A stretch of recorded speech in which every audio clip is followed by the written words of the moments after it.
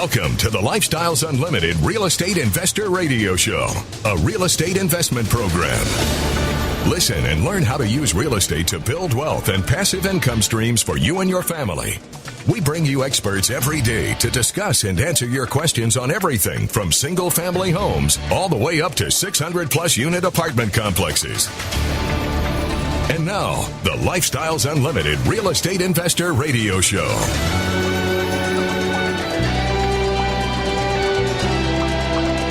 Welcome to the show.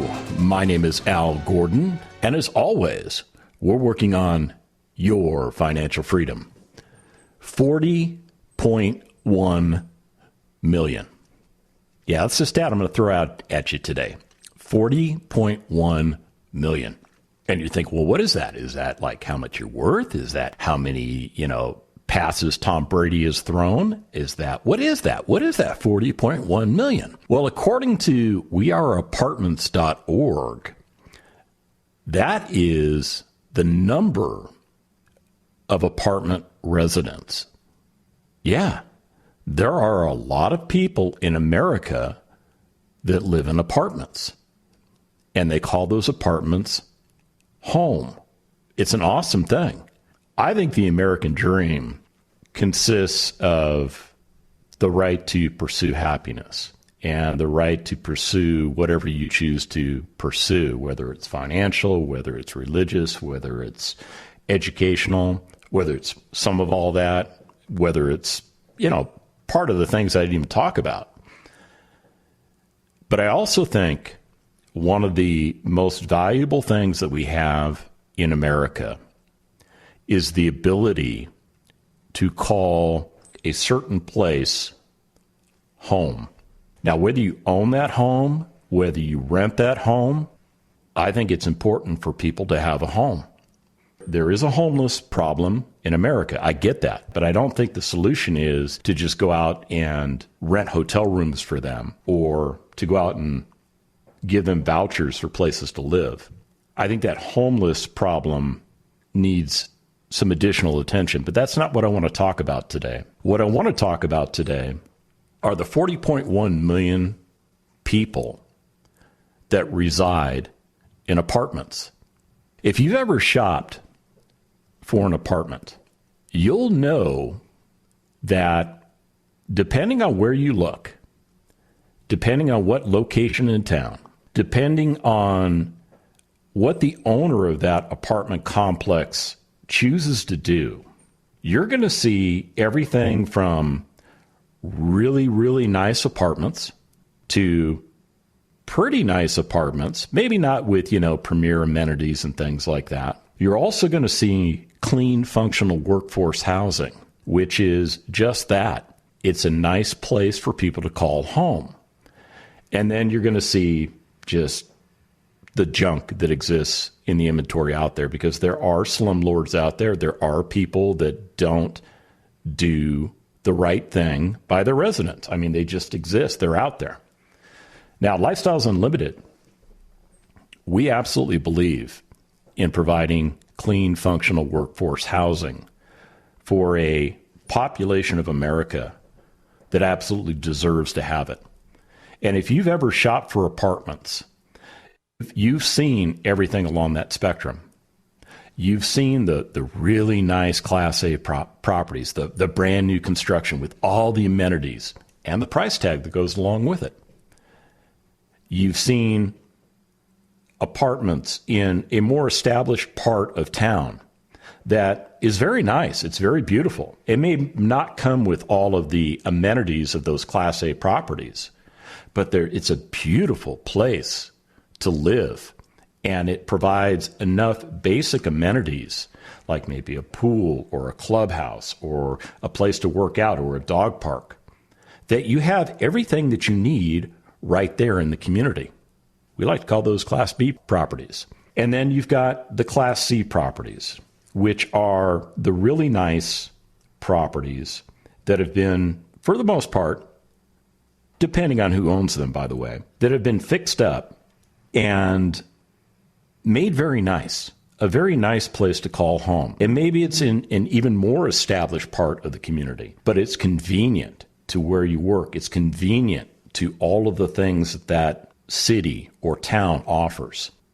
And we like to call those Class C properties. And at Lifestyles Unlimited, our members focus on primarily Class C properties, but we do have members that invest in Class B properties, and we do have members that invest in Class A properties. But what we find ultimately is that we're probably getting the best returns when we invest in Class C properties. And the one thing that kind of sets the Class C properties apart from the rest of the pack, they tend to be older properties. They tend to be closer to the center of town or the center of the city or the center of the metropolitan area that they're at.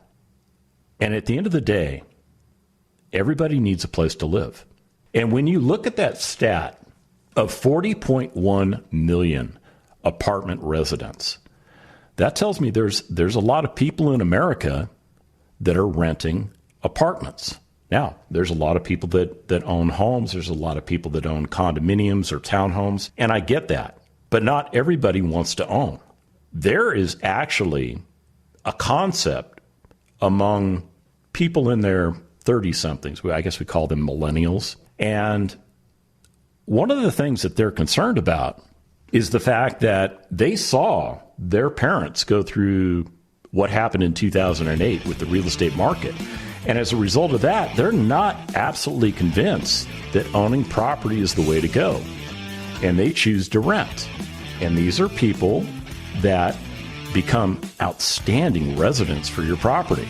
So when you invest in apartment communities and you provide housing for a great class of people, it's a win-win situation. Stick around to get back into the stats.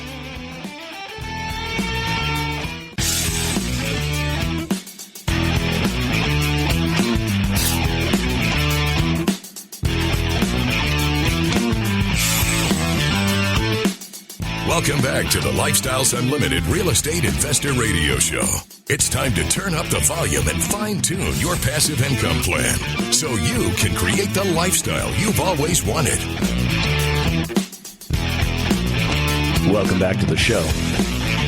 So 40.1 million apartment residents. Yeah, that was 40.1 million people in the United States across all 50 of our states living in apartment communities. And I'll tell you, in the world that I operate in, I'm all about those people.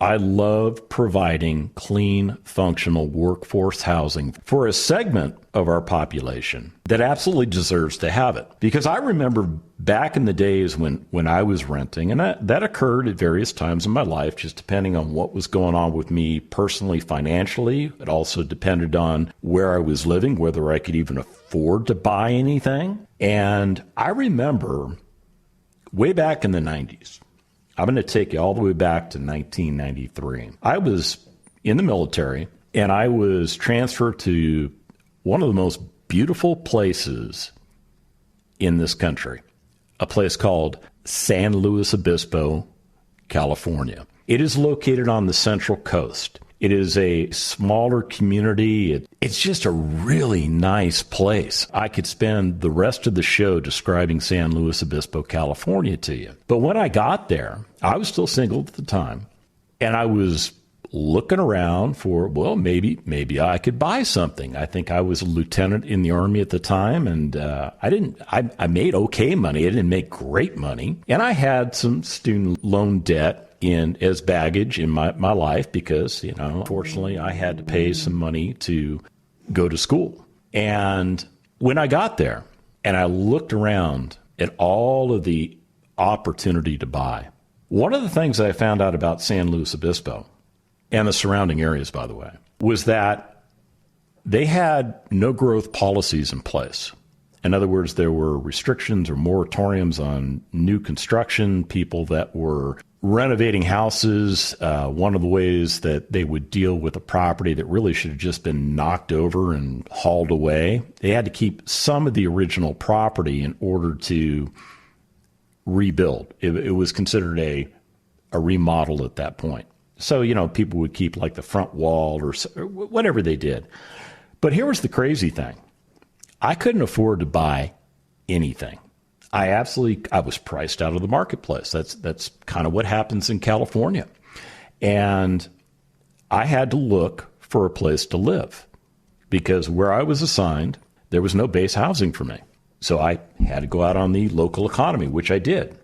So I started my search, and I drew literally a 20-mile concentric ring around San Luis Obispo. Now, because it's on the coast of California, half of that circle didn't even apply because it was actually out in the Pacific Ocean. But the parts that did apply, I started looking into. And I kind of wanted to be around that, in that beachy community. I looked at all kinds of different apartments.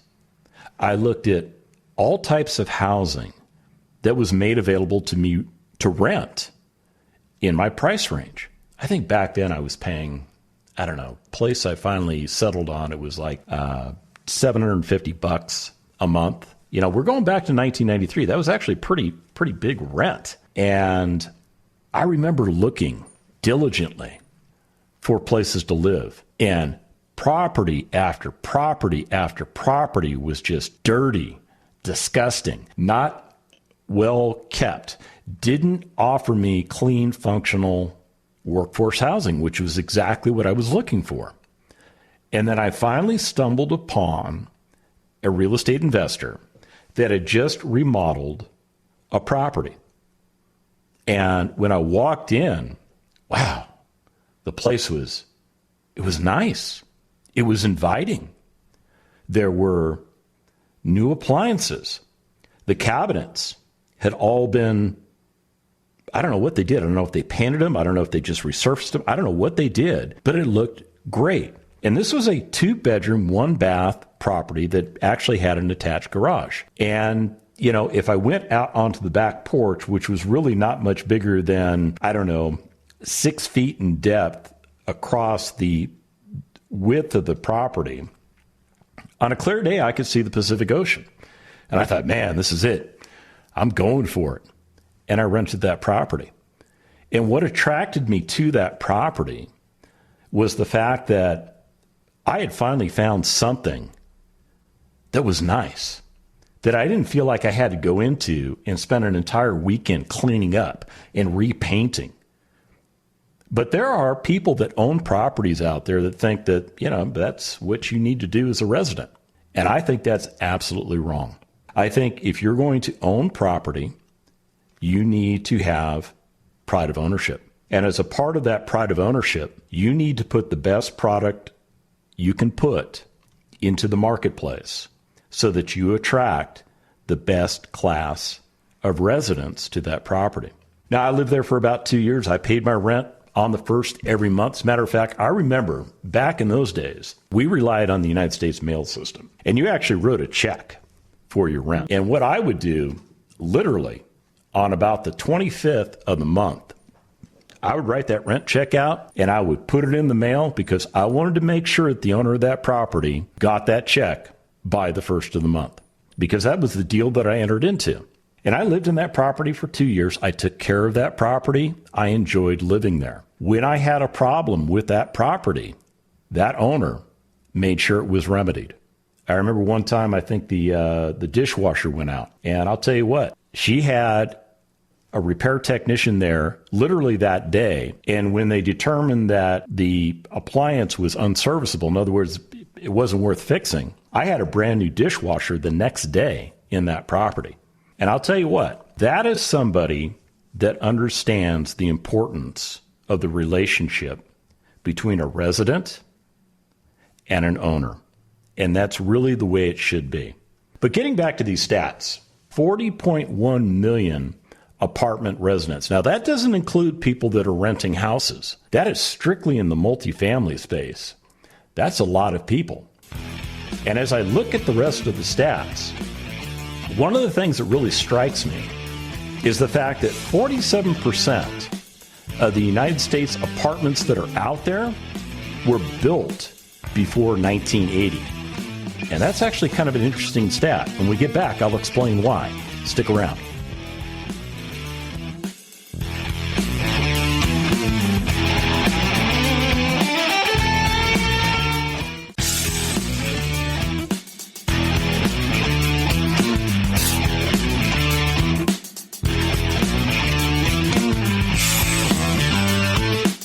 We're back with the Lifestyles Unlimited Real Estate Investor Radio Show. We're here to answer your questions and help you become financially free. Welcome back to the show. So I'm hitting you with some stats today, and I kind of gave you a perspective of what it was like for me to be somebody who rented housing. And I've had some pretty good experiences as a renter. Maybe I was just lucky. Maybe I just found the right properties to rent. But I don't think that's the case for everybody. I think that some people just rent what might be available, regardless of the condition, because they need a place to live. I think it's really important to understand the economic impact of 40.1 million people who live in apartments with regards to our nation. You know, they have a tendency to spend a lot of money. Yeah, the stats I'm looking at basically say that regarding the 40.1 million people that reside in apartments, $3 trillion is contributed to the local economies each year, which includes about $350.8 billion in taxes that are paid to the municipality.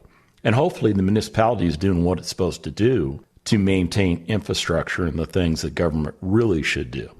It also creates nationwide 16 million jobs.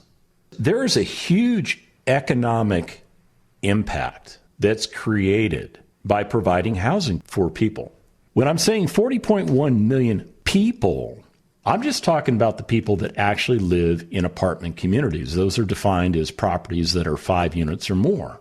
I'm not taking into consideration all the people that actually rent single-family homes or duplexes, triplexes, or fourplexes, because if we added that number on, it would be even bigger.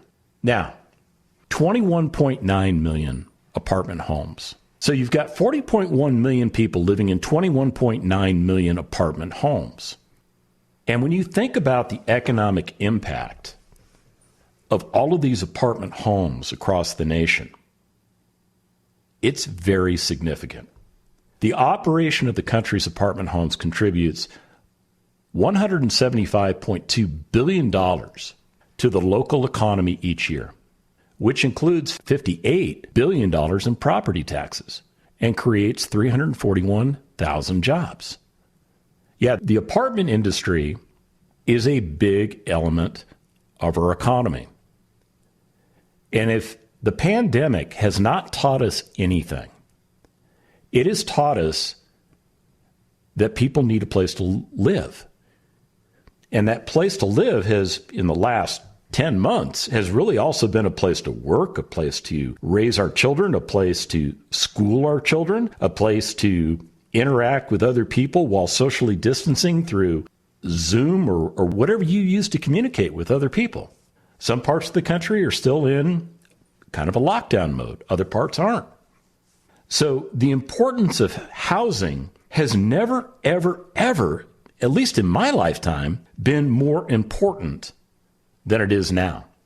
So some of you are thinking, well, you know, Al, we're going to come out of this pandemic. And when we come out of this pandemic, those other sectors of real estate, like office or retail, we can buy that stuff at bargain prices. Yeah, maybe you can. But is that a really solid place to put your money? Because we've also learned that people don't necessarily need access to retail or other elements of the commercial real estate markets. In my opinion, you'd be speculating if you jumped into those marketplaces. Now, I could be totally wrong, and maybe you'll do extremely well. But I'm not going to recommend to you that you should speculate with investing. I think investing comes with its own set of risks. And when you mitigate those risks, it allows you to be profitable. And the neat thing about residential income producing real estate is the fact that people need a place to live. And not everybody wants to own real estate as their primary residence. It's just the way it is. Now, I mentioned to you that I was going to talk about that 47% of apartment communities that were built before 1980. And why that's significant is that when you look at housing stock, stuff that's built today is considered brand new. It's considered Class A. Stuff that was built maybe, 10, 15 years ago, 20 years ago, it just depends. That's considered more Class B, maybe even older stock. But one of the things that we have found at Lifestyles Unlimited, and one of the things that we teach our members, is to invest in real estate assets, especially in the apartment communities that are in that Class C element. Those tend to be older properties. Those properties tend to be 40 years or older. And they've, for the most part, have probably lived through their useful life. And it gives us an opportunity as owner-operators to go in and find the ugly duckling and put a plan together to turn that ugly duckling into the golden swan, the golden goose, if you will, that provides us cash flow.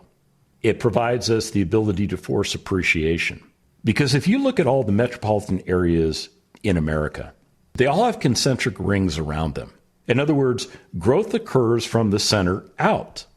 So over time, those concentric rings get bigger and bigger and bigger. And sometimes the inventory that's in the center portion gets ignored. But we don't like to ignore that because we understand that there are people working in that urban core that need a nice place to call home. And we create that nice place for them to call home. It's really, really cool. And it keeps them convenient to where they work. Maybe it allows them to not have to get into a car and drive somewhere. Maybe they can use public transportation, which might lower their costs and provide them a better quality of life. And because we do things to, that are favorable with the environment, we put in low-flow toilets. We put in the right thermostats that help them to save energy and thereby save money. And we've also invested in the property to make it economically affordable. When we come back from the break, I'm going to talk about John.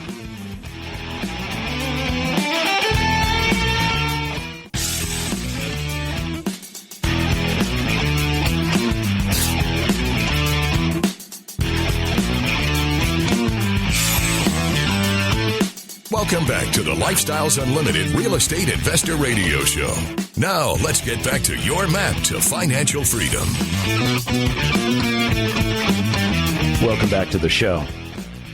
So the one thing I wanted to point out in the last segment that I didn't get an opportunity to point out because I ran out of time is that based on the analysis done by weareapartments.org, they're a nonprofit, they're estimating that the country will have a shortfall of apartment units in 2021 and beyond.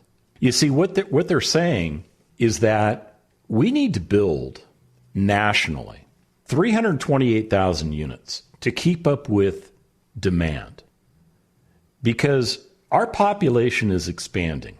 And as a result of the population growth and the fact that the apartment industry hasn't necessarily been keeping up with demand or pending demand. And there's a lot of reasons for it. I mean, it has to do with, some areas are very restrictive in nature as far as, can you build? And if you can build, what can you build? Maybe there's not enough incentive for new construction to go into certain areas. There's just a ton of stuff out there. But ironically, that demand is still going to be there.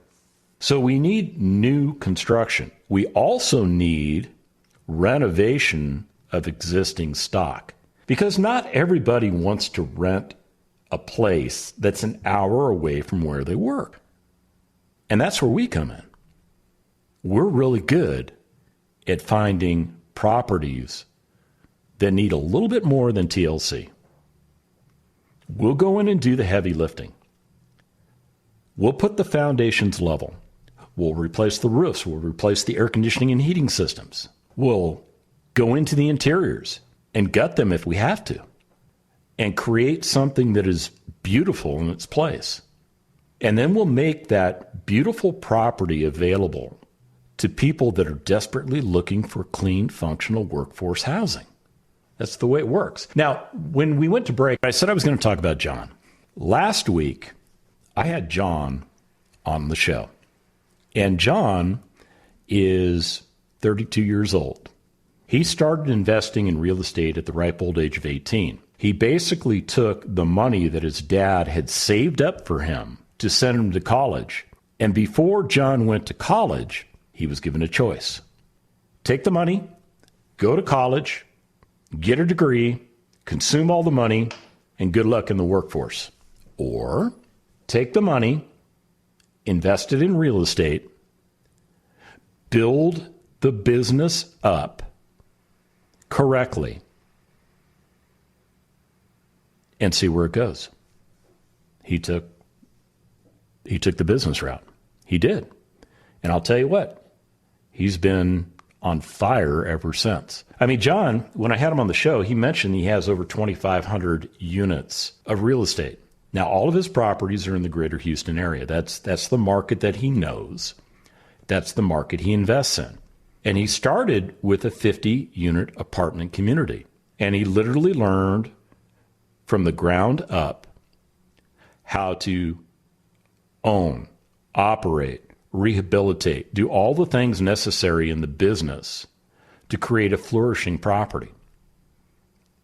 And once he did that with that 50 unit, he started buying bigger and bigger units. I think the last thing he bought was something like 460 units. Now, one of the things I wanted to look at, because we're talking about stats and we're talking about economic impact, and because that's the flavor of the day out there. Everybody wants to talk about, everybody wants to get their economist out there. Where are we going in 2021? Well, let me just give you an analysis of what John, based on the fact that he has invested in 2,500 units of multifamily apartments. What's the economic impact that John has created for the city of Houston? Well, it's actually pretty intense. I mean, when you look at the fact that with all of the properties that he bought, he had to do some renovation and repair, because he didn't go out and buy Class A properties that were just built 2 years ago and all leased up and ready to go. He bought properties that had issues, and he had to remediate those issues. Now, the economic impact of that remediation, about $5.8 million. That's money flowing into the city of Houston. Now, he has operated those properties. And when you think about the operation expenditures of those properties, there's a lot of things that go into the operation of a property. I mean, you've got taxes, you've got salaries and personnel expenses, you've got repairs and maintenance, you've got management fees, you've got contract services, utilities, administrative costs, insurance, marketing costs. This is money that's being put back into the economy. And the estimate I'm looking at is just south of $17 million. And then when you look at what the residents spend in the economy, and I'm not talking about rent, I'm talking about that economic muscle that 2,500 households provide to the city of Houston. That's like $300 million. It keeps the economic engine going. So, I mean, when you add all of that up, it's like almost $323 million that's being injected into the city of Houston based on the fact that John went out and acquired 2,500 units, not all at once, by the way, but he went out and acquired these properties, he renovated these properties, and he provided great, clean, functional workforce housing for people that desire it. He created the best product at the best price, and he attracted the best people. Now, when you look at what the tax revenues do, just based on 2,500 units, there's like $7 million in operation expenditures that occur that impact the tax base. and the fact that those residents are spending money out there, that's another almost $36 million just based on the residents' spending. I mean, and the taxes that are earned off of that spending that go back into the economy. That's like giving the city of Houston a $43 million shot in the arm. And it doesn't stop there. It also gets into the concept of employment. You know, statistically, just by doing the renovation and repairs that John needs to do to get his properties up to where he expects them to be, and then to maintain those, he's probably producing 23 jobs. 23 jobs that wouldn't be there if John wasn't doing what he's doing. And when it comes to operations, there's probably another 24 jobs that he creates. Now, John told me he has a team that he's built. He's built a management company. And I think he said something in the neighborhood of 40 some odd jobs. And he is dedicated to those people that work for him. He wants to give them the best experience possible in the workplace. Now, when you think about all the money that all of those residents are pouring into the economy, that translates into an additional 1,350 jobs for the city of Houston, because those jobs support a resident base of 2,500 people.